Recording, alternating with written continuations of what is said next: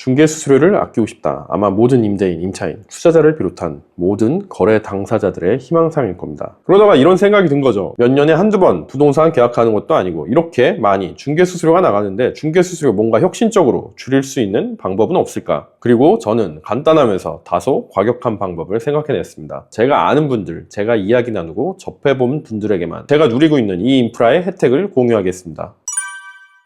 어릴 때부터 아버지가 주신 가르침 중 하나는 중개 수수료를 아끼지 말라는 것이었습니다. 중개 수수료를 아끼면 큰 돈을 벌지 못한다. 중개 수수료 아끼는 사람은 좋은 물건을 볼 수 없다. 그래서 저 또한 부동산 투자와 임대업을 하면서 항상 중개 수수료를 깎지 않고 후하게 지불해왔습니다. 명확한 이유가 있어서가 아니라 언젠가 이러한 태도가 좋은 결과로 이어지리라는 마음가짐이었습니다. 그런데 몇 년 전부터 의문이 들기 시작했습니다. 부동산 투자하는 사람은 중개 수수료를 아끼면 안 된다. 이 경험칙은 과연 지금도 유효할까? IT가 발달하기 전에는 부동산 거래를 하려면 동네 중개사무소를 찾아가거나 연락해서 매물을 확인할 수밖에 없었습니다. 매물 정보가 공유되지 않던 시절이었죠. 부동산 정보를 중개사만이 독점적으로 보유하고 있어 어느 지역의 매물 정보를 얻으려면 그 지역의 중개사를 통해야만 부동산 매물 정보를 얻을 수 있었습니다.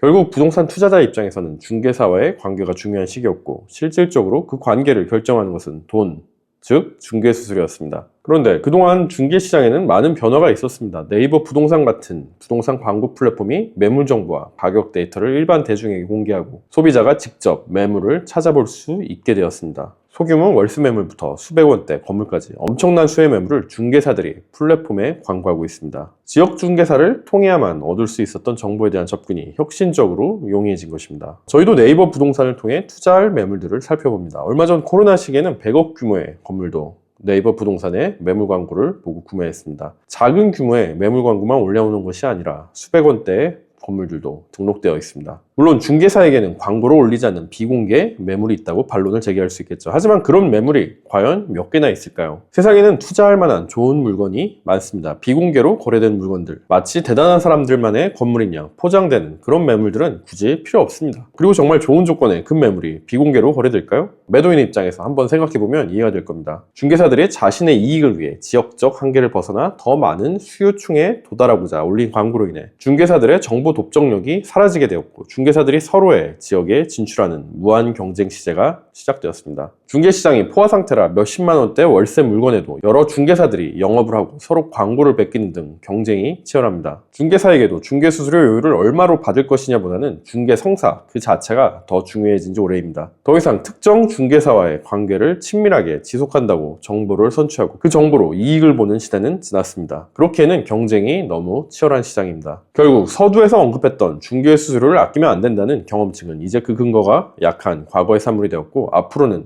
더욱 현실에 맞지 않게 될 것이라고 생각합니다. 중개수수료에 대해서 다시 생각해 볼 필요가 있다는 것입니다. 예전에 일반인들의 부동산 지식과 법적 지식이 부족할 때에는 중개사가 최소한의 보호장치로 존재해 주었기 때문에 중개수수료가 더 가치 있는 비용이었겠지만 지금은 부동산 지식과 관련 법적 지식이 보편화되고 대중화되면서 오히려 일반인들의 지식이나 요구 수준이 중개사가 제공하는 중개 서비스 수준을 뛰어넘는 경우가 많습니다. 제 구독자분들도 아마 그럴 것이고요. 제가 자주 언급하듯이 중개사는 특정 당사자의 이익만을 대변하는 것이 아니라 거래 성사를 통해 수익을 얻는 구조이기 때문에 거래 당사자를 위한 중개 서비스의 질이 제한적일 수밖에 없습니다. 때문에 더더욱 지금 중개 수수료가 그만한 가치가 있냐는 느낌이 커져가는 시대적 상황인 것 같습니다. 이렇다 보니 사람들이 중개 수수료를 아끼기 위해 여러 가지 방법을 활용하기 시작했고 그 중에 대표적인 것이 직거래인데요. 가장 단순하면서도 가장 직관적인 방법이죠. 중개 수수료가 아깝다면 중개 서비스를 안 받으면 되니까요. 저에게도 중개 수수료를 아끼기 위한 방법으로 직거래를 어떻게 생각하느냐고 묻는 분들이 가끔씩 있는데 결론부터 말하자면 저는 직거래가 득보다 실이 더 많다고 봅니다. 왜냐하면 개인적으로 중개사를 통한 브로커리지 서비스는 중개거래에 있어 대체 불가능한 필수적인 부분이라고 생각하기 때문입니다. 그 이유는 두 가지입니다. 첫 번째, 중개사의 광고 때문입니다. 부동산 플랫폼의 광고 없이는 넓은 타겟층에 접근할 수 없습니다. 광고가 없다면 지역 주민이나 그 지역을 오가는 사람들만 매물 정보에 접근할 수 있겠죠. 광고를 올리면 타 지역 사람들도 매물을 확인할 수 있게 되지만 주변의 중개사들에게도 매물 정보가 알려지게 됩니다. 인접 지역의 중개사들도 매물을 확인하게 되면서 타 지역의 수요층에게도 해당 물건을 소개하여 거래 가능성이 더욱 높아지게 됩니다.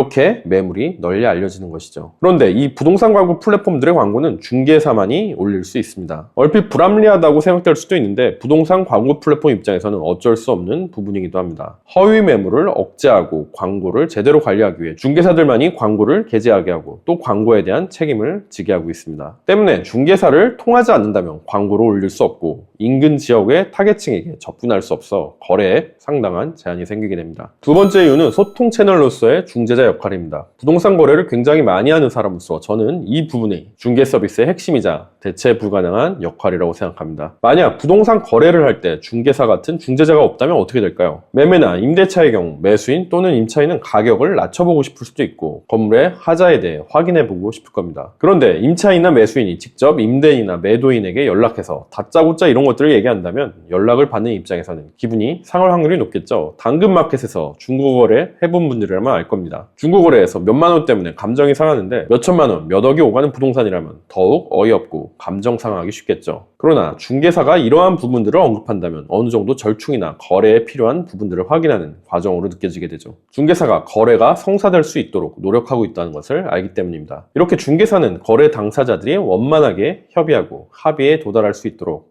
중요한 제재자 역할을 합니다. 광고와 중재자 역할, 이 두 가지 요소는 부동산 거래에서 정말 중요하고 거래에 도움이 되기 때문에 직거래로 거래하는 것은 득보다 실이 많다고 생각합니다. 그렇다면 전속중개는 어떨까요? 특정 중개업자를 정해서 그 중개업자에 한하여 자신의 매물을 중개하도록 계약하는 것이 전속중개인데요. 중개 수수료를 아끼는 방법으로 전속중개 계약을 얘기하는 분들이 있습니다. 전속중개 계약을 맺는 조건으로 사전에 중개 수수료를 낮추기로 협의한다는 것이죠. 직거래처럼 중개 수수료를 아끼는 것에 중점을 둔다면 이것도 한 가지 방법이 될 수 있겠습니다. 그렇지만 전속중개 계약은 그 효과성에 의문이 있는 제도입니다. 우리나라의 중개는 외국처럼 금융, 세무, 보험, 법률 모든 것을 종합 시스템처럼 제공하는 중개가 아니라 중개, 알선 서비스만을 주로 제공하고 있습니다. 때문에 우리나라 중개 시스템과 법제도에서 전속 중개 계약은 중개 의뢰인에게는 메리트가 사실상 없는 중개업자만 좋은 제도입니다. 제 주변이나 의뢰인분들 케이스를 봐도 강남의 중개법인이다 뭐다 전속 중개로 매매 임대차 맡겨서 좋은 결과를 얻은 분들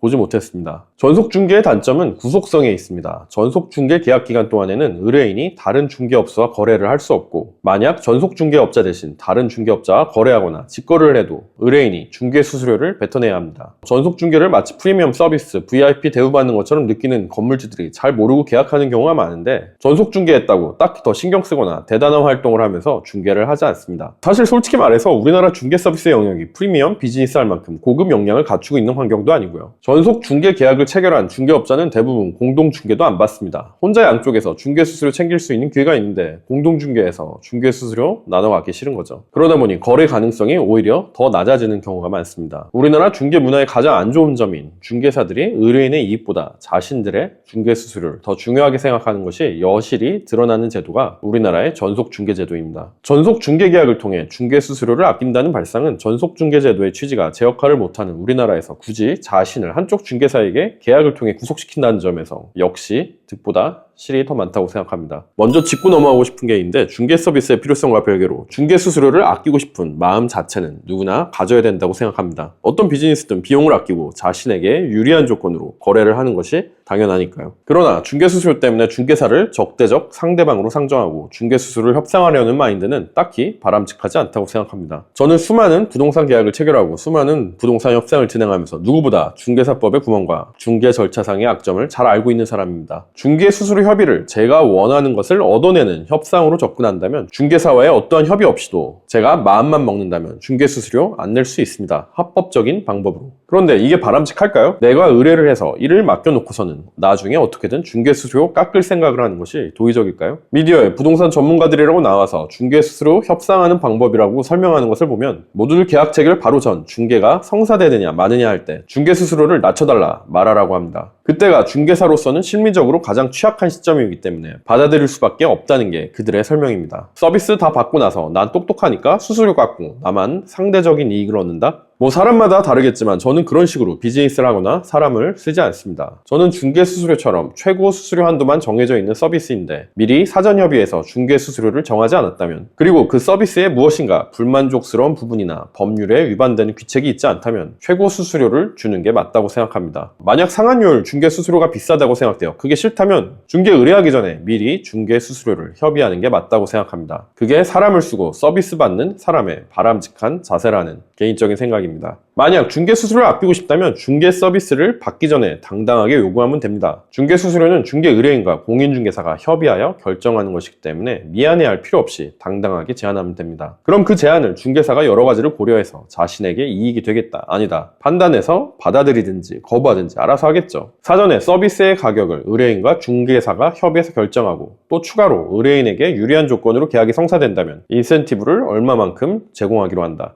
이게 올바른 중개수수료 협의 문화이고, 역으로 중개사들이 먼저 의뢰인에게 제안해야 할 우리나라 중개가 앞으로 나아가야 하는 방향이지 않을까요? 이런 협의 방법까지도 본인들 먹고 살기 힘들다는 이유로 부정적으로 바라보고 자신의 밥그릇 건드리지 말라는 중개사들도 있겠지만, 그런 사람들은 직업에 대한 프로인식이 없는 중개사 하면 안 되는 사람들일 겁니다. 이 방법을 활용할 때 주의할 점은 중개수수료 자체에만 너무 신경 쓰다가 소탐대실하면 안 된다는 것입니다. 너무 과한 요구나 본인만 기분 좋은 요구는 상대방에게 감정을 상하게 하는 일이 될 수도 있습니다. 언제나 현실은 녹록지 않습니다. 중개 의뢰인 다수가 상환료율에 준하는 중개수수료를 지급하는 상황에서 중개수수료를 파격적으로 많이 낮추는 것은 현실에서는 여러 가지를 고려해 신중하게 시도해야 합니다. 제 영상을 오래 보셔온 분들은 알겠지만 저희는 상가 건물을 여러 개 소유해서 임대차에 소요되는 중개수수료가 꽤 많습니다. 넉넉 잡아 5년에 한 번 임대차 계약을 맺는다 해도 1년에 30건, 웬만한 직장인 연봉에 준하는 중개수수료가 발생합니다. 그리고 임대차뿐만이 아니라 부동산 투자를 하면서 어떤 건물을 산다 그러면 한 번에 몇천만 원에서 억대까지도 중개수수료가 발생하게 되겠죠. 그럼에도 불구하고 저희 또한 중개 서비스의 필요성과 중요성을 알기 때문에 임대업, 부동산 투자를 하면서 많은 중개수수료를 납부해 왔습니다. 그러다가 이런 생각이 든 거죠. 몇 년에 한두 번 부동산 계약하는 것도 아니고 이렇게 많이 중개수수료가 나가는데 중개수수료 뭔가 혁신적으로 줄일 수 있는 방법은 없을까? 그리고 저는 간단하면서 다소 과격한 방법을 생각해냈습니다. 부동산 임대를 하고 부동산 투자하는 입장에서 중개 서비스를 이용할 수밖에 없고, 중개 서비스가 대체 불가라면 중개 역량을 내재화하자. 그래서 작년부터 준비해서 올해 2024년 초에 중개업을 시작했습니다. 기존 임대업, 투자업, 컨설팅업에 중개업까지 추가한 것이죠. 저희가 소유한 모든 건물들의 중개를 전담하여 광고를 하고 계약을 체결하는 중개사 사무소를 만들었습니다. 그리고 제 아내가 중개사 사무소의 대표입니다. 사실 저도 중개사 자격이 있지만 제가 중개업까지 맡아서 하기에는 어려움이 있을 것 같아 제 아내에게 중개사 자격을 취득하게 하고 모든 건물에 대한 중개를 맡겼습니다. 그 결과 모든 임대차 매물에 대해서 전담 중개사로서 존재하며 직접 광고를 올리고 중개를 진행하기 때문에 공동중개로 중개가 진행되어도 저희는 부담할 중개수수료가 없어졌습니다. 이제 1년 정도 돼가고 있는데 그동안 중개 과정에서 문제가 되던 부분들이 모두 없어져서 굉장히 만족스럽게 느끼고 있습니다. 이렇게 중개 역량을 내재화하는 것이 중개수수료 지출을 없애고 중개 서비스를 사용하면서 기존 중개 서비스의 단점들을 없앨 수 있는 혁신적인 방법이 된 셈이죠. 그렇지만 이렇게 직접 중개업까지 하는 방법을 일반적인 임대업이나 부동산 투자를 하는 분들이 똑같이 따라하기에는 어려움이 많을 겁니다. 중개업을 직접 운영해야 되는 기회비용 대비 절감 효과가 크지 않고, 또 제대로 하지 못하면 직접 거래 등 법률적인 문제도 있을 수 있어 권장드리는 방법은 아닙니다.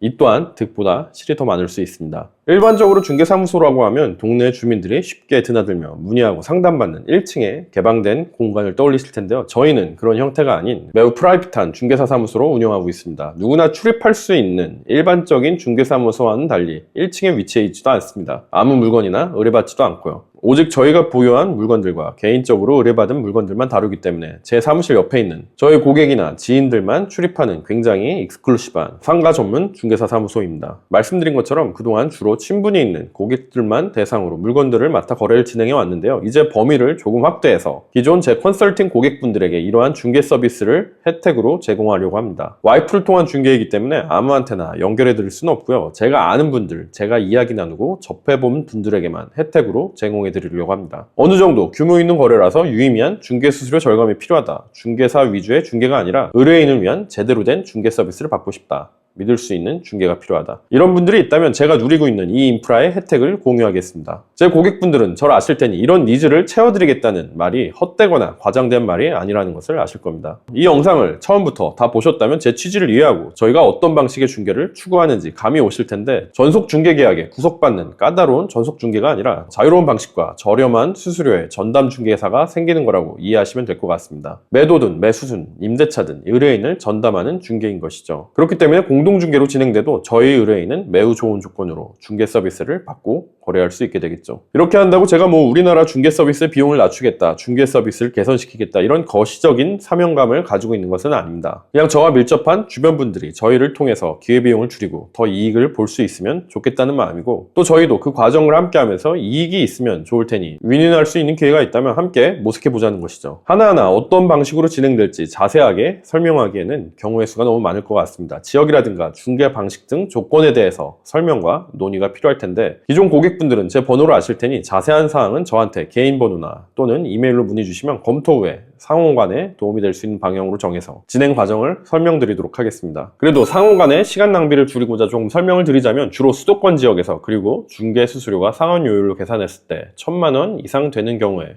저희를 통한 중개 서비스가 유의미한 도움이 되지 않을까 합니다. 되든가 말든가 식의 거래가 아니라 정말 거래할 마음을 가지고 제대로 된 중개, 저렴한 중개가 필요한 분들이 연락 주시면 저희도 제대로 도움을 드리도록 하겠습니다. 오늘도 영상 시청해주셔서 감사합니다. 좋은 하루 보내세요.